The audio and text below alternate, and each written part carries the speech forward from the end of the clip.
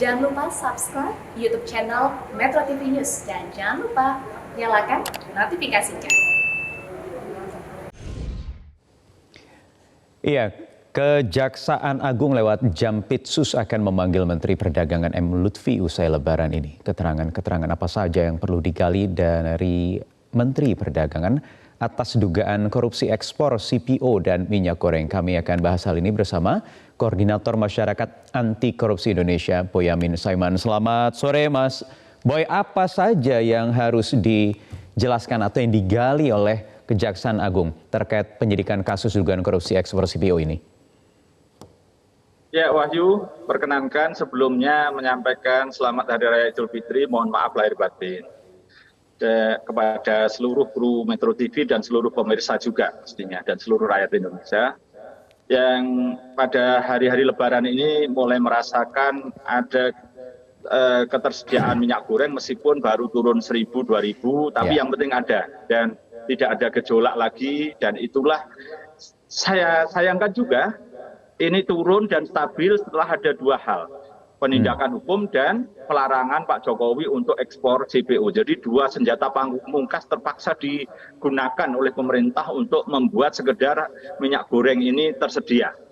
Nah, pada posisi ini pertanyaan tadi, artinya sebenarnya kalau toh dengan cara dua senjata pamungkas itu akhirnya bisa, sebenarnya Menteri Perdagangan lebih bisa membuat tersedia dan murah minyak goreng ini kalau perencanaannya bagus, kalau mitigasinya bagus, mitigasinya bagus, juga manajemennya bagus, dan pengawasan terhadap anak buahnya untuk membuat CPO ini tidak dilarikan ke luar negeri secara besar-besaran dengan cara membuat syarat-syarat untuk izin ekspor, maka mestinya ini tersedia minyak goreng, dan otomatis kalau kemudian tidak ada minyak goreng, diduga ada beberapa yang tidak memenuhi syarat tapi tetap diberikan izin ekspor. Nah, inilah yang diperlukan Kejaksaan Agung untuk mendengar keterangan dari Menteri Perdagangan, bagaimana manajemen ini dilakukan, bagaimana pengawasan, bagaimana juga evaluasi terhadap kira-kira apakah izin itu betul-betul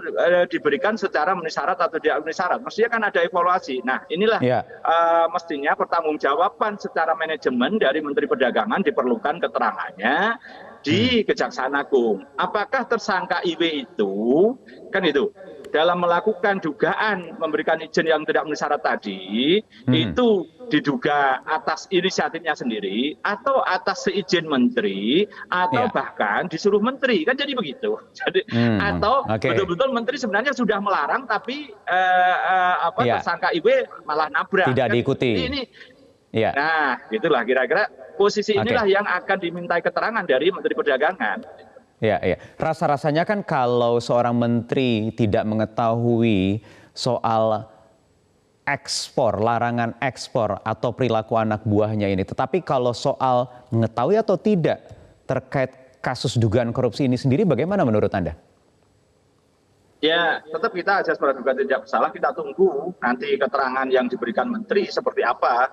Kita kan bicara perbuatan formil maupun material. Nah, formil itu bisa saja delik omisi dalam konteks bahwa dia sebenarnya harus melakukan pengawasan tapi tidak melakukan pengawasan. Tapi itu terlalu absurd lah. Tapi yang penting materialnya gitu. Nah, kan juga ada orang menyampaikan ke saya misalnya mengatakan, loh dari BAP-nya IW itu ada berkaitan dengan menteri. Lah, berkaitannya seperti apa? Kan juga belum, saya juga tidak bisa menyampaikan, juga saya tidak boleh membaca itu, karena yang berhak membaca hanya tersangka dan lawyernya dan juga penyidiknya gitu. Tapi ada yang menyampaikan itu. Nah, pada posisi inilah yang nanti kita tunggu sebenarnya.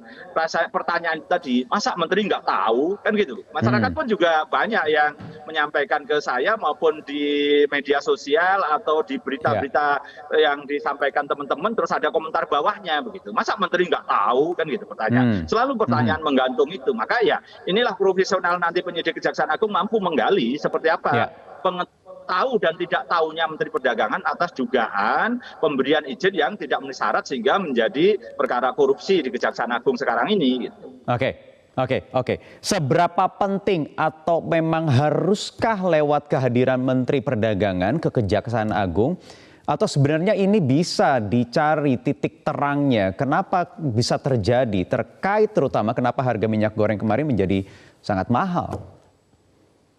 Nah, justru itulah ketika ini nanti kesempatan bagi Pak Menteri untuk menjelaskan pada penyidik Kejaksaan Agung, untuk menjelaskan seluruh rangkaian yang diketahui termasuk statement adanya mafia minyak goreng di depan DPR tanggal 15 Maret 2022. Karena mengatakan katanya sudah diserahkan data itu kepada kepolisian.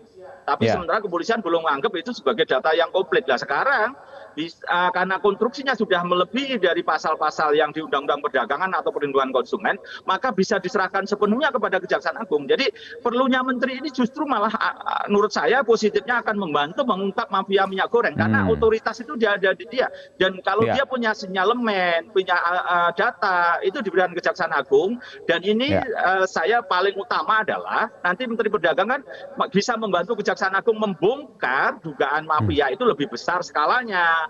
Baik orangnya, nilainya, atau masifnya, gitu. Karena ini kalau bicara seperti pemilu ini terstruktur, masif dan apa istilahnya TSN itu loh.